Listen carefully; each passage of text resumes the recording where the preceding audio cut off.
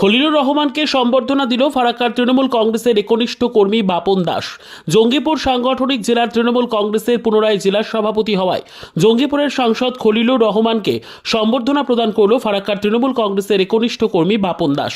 ফারাক্কার যুবক বাপন দাসের নেতৃত্বে প্রায় 250 জন যুবকদের নিয়ে মঙ্গলবার দুপুরে খলিলুর রহমানের শামশেরগঞ্জের ডাকবাংলার অফিসে ফুলের তোড়া মালা দিয়ে শুভেচ্ছা জানান ফারাক্কার তৃণমূল কংগ্রেসের একনিষ্ঠ কর্মী বাপন দাস সহ তার সকল সঙ্গী সহ প্রায় 250 জন তৃণমূল কংগ্রেসের যুবকর্মীরা।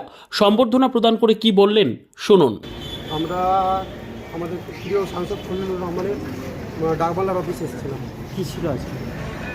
জয়পুর সাংগঠনিক জেলা তৃণমূল কংগ্রেসের সভাপতি আবার পুনরায় নির্বাচন হয়েছে, তেনাকে আমরা শুভেচ্ছা জানাতে সম্বোধনা জানাতে এসেছিলাম সকলে। কোথা থেকে এসেছেন আপনি? ফারাক্কা থেকে। আপনি কতজন নেতৃত্বে এসেছেন আপনি? আমরা এসেছি 250 উপরে লোক এসেছি আমরা। যে সংবর্ধনা দিলেন এবং কি বার্তা দিতে চাইবেন?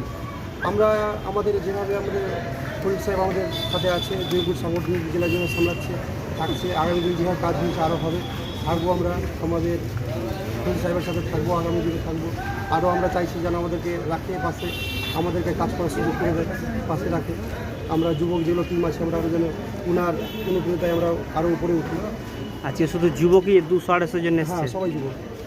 আপনার নেতৃত্বে? হ্যাঁ, আমার নেতৃত্বে। কী নাম আপনার? বাপন দাস, বাড়ি? ফারাক্কা।